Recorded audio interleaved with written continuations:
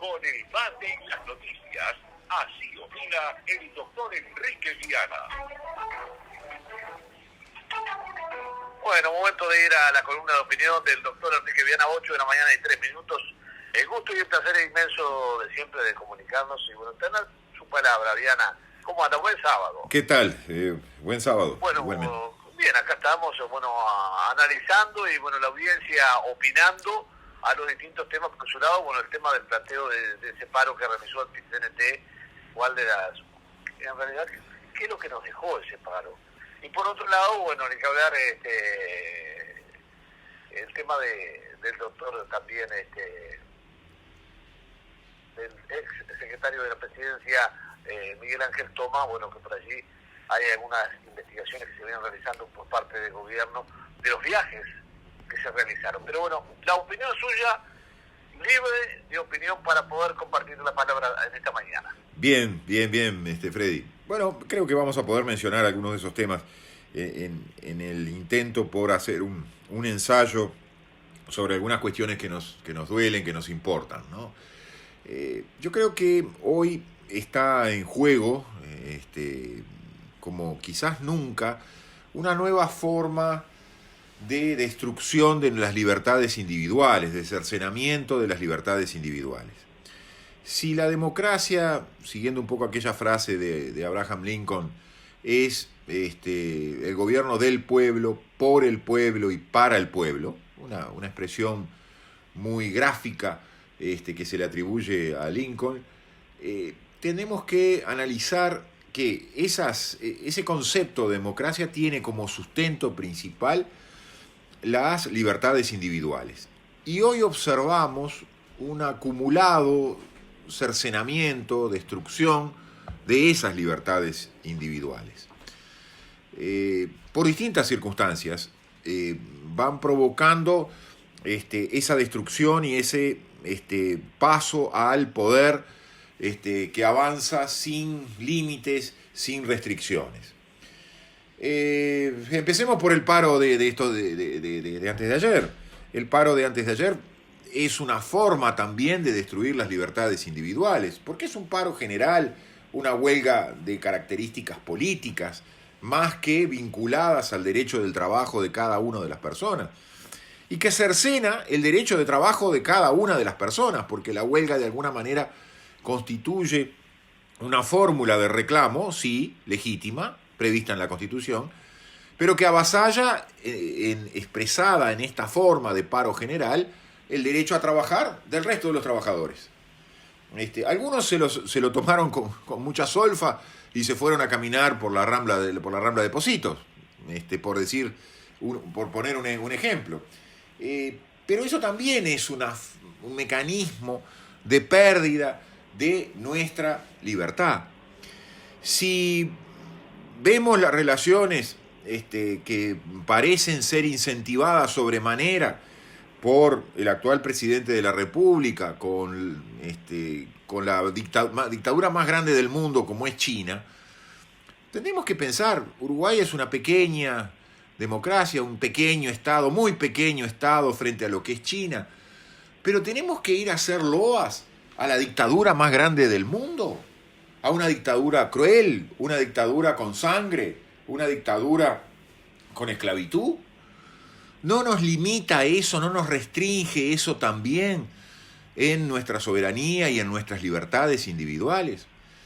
Hemos hablado ya muchas veces de lo que suponen los contratos corruptos con UPM, dándole el poder a UPM por encima de los tres poderes del Estado. Bueno, eso también es una forma de cercenamiento de las libertades individuales, porque UPM es todopoderosa, UPM es muy libre de hacer en el territorio nacional lo que quiera, y en función de eso nosotros también dejamos de ser libres, en tanto la voluntad de una empresa privada se coloca por encima de la voluntad del pueblo, volviendo a citar la frase de Lincoln.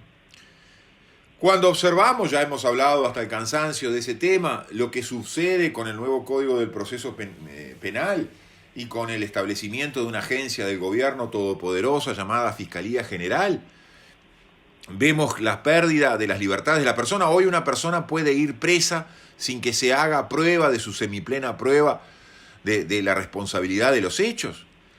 Entonces una persona puede ir presa sin motivación, por el solo decir de la Fiscalía General, de esa agencia del gobierno, por el solo decir del gobierno, sin que el Poder Judicial tenga nada que decir, una persona puede ir presa. Bueno, ese es otro poder sin límites que cercena nuestras libertades. Si observamos que se está promoviendo un proyecto de ley que supone establecer un delito de peligro, aparentemente en función de esta gripe con buena prensa, como se llama el COVID-19, y que en razón de ello el Estado va a poder imponernos cuanta cosa quiera a partir del miedo de la enfermedad. Si observamos los hechos de corrupción de la chica en el sentido del tamaño, ¿no? De la pequeña corrupción, de la corruptela, que es grave, sí, en cierto punto, como puede ser los episodios que se están relatando en relación al ex secretario de la presidencia, al que tú hacías mención. Pero tenemos también corrupción de la grande, de la inmensa, de la que nos aplasta, como puede ser los ya mencionados contratos con UPM, como pueden ser los manejos vinculados a las PPPs. Al mismo tiempo no tenemos un país rico, porque yo escuchaba hace un rato comparaciones con Canadá, con Suecia, con Australia. Sí, bueno, pero son países poderosos, son países ricos. ¿Que tienen corrupción? Es muy seguro que la tienen, sin duda. Pero son países ricos, no son países pobres como el nuestro. Los gobernantes no tienen derecho a robar, pero mucho menos tienen derecho a robar en un país pobre. ¿Por qué? Contribuyen en gran medida a que ese país siga siendo pobre. Si a eso le agrego una suerte de confusión importante que existe hoy, porque vemos alianzas políticas que no son fáciles de entender, por poner nuevamente el ejemplo de UPM, todos están abrazados a UPM, no se salva nadie de que esté abrazado a UPM. Si los contratos de UPM son un contrato de corrupción, ¿qué político hizo la denuncia penal? ¿Qué político establecido hoy en el Parlamento? Vamos a ceñirlos al Parlamento, donde están representadas todas las facciones políticas. ¿Qué político hizo denuncia de los actos de corrupción que supone el contrato con ROUPM? Porque, vamos a ser sinceros, podrá haber hechos de corrupción eventualmente en la conducta del secretario de la presidencia, por haber estado viajando con cierta compañía en Europa y en Estados Unidos. Pero créanme, señores, que ese mismo secretario de la presidencia firmó por lo menos 2 de los contratos corruptos a nombre de Tabaré Vázquez con UPM, y el presidente Luis Lacalle Pou volvió a firmar con su secretario de presidencia y otros ministros un nuevo contrato que ratifica los contratos anteriores, los contratos corruptos anteriores. Y créanme que el volumen de la corrupción, el volumen monetario de la corrupción que existe con la firma de esos contratos favoreciendo a una empresa privada por encima de los 3 poderes del Estado, es mucho mayor que los pasajes de avión del doctor Toma. Y eso no pretende exonerarlo del doctor Toma. Lo que pasa es que si el elefante entra al bazar y aplasta y rompe todo el bazar, que haya quedado una tacita de porcelana rota o no rota, pasa a ser un hecho insignificante frente a lo otro. Entonces, cuando perseguimos las cosas pequeñitas y no perseguimos lo grande, en realidad lo que se está haciendo es una distracción. Una distracción que está vinculada a esto que veníamos hablando.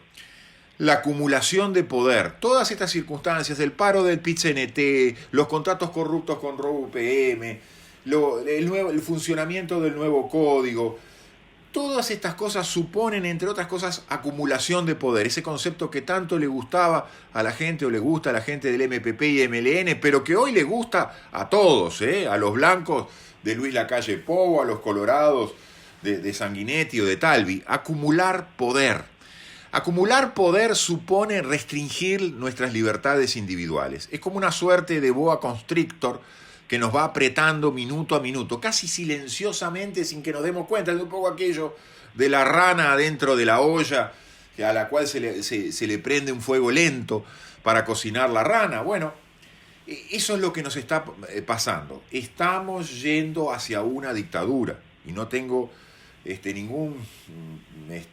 nada que me impida decirlo. Estamos yendo hacia una dictadura donde las libertades individuales de cada uno de los ciudadanos, el derecho a reunirse, el derecho a no ser preso sin prueba que demuestre, aunque sea en principio, que yo soy culpable de un delito, en fin, todas las que hemos referido, el derecho a elegir a nuestros gobernantes y que nuestros gobernantes gobiernen para nosotros y no para UPM. Bueno, todas esas cosas son pérdidas de la libertad.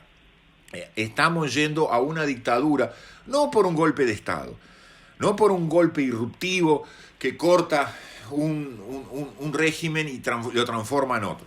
Estamos yendo a una suerte de dictadura silenciosa donde nuestras libertades individuales terminan siendo aplastadas.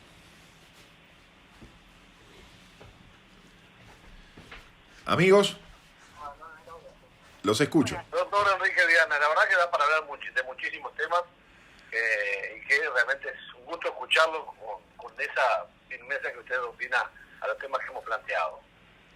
Bueno, Freddy, tratamos de dar una visión, a veces obviamente no es lo más agradable que hay, pero creemos que la verdad tiene que estar ante todo. Lo que uno considera que es la verdad tiene que estar ante todo para no ser parte del engaño que a veces sufrimos en lo cotidiano. Es un poco lo que nosotros manejábamos con la audiencia hoy. Uno tiene que hablar con la veracidad de lo que uno sabe, no hablar de lo que no sabe. Correcto, obviamente. Correcto, así es. El doctor Enrique Viana, nos encontramos el próximo sábado contigo. El próximo sábado estábamos juntos. Que pasen bien. Saludos. Te mandamos un abrazo enorme. Saludos.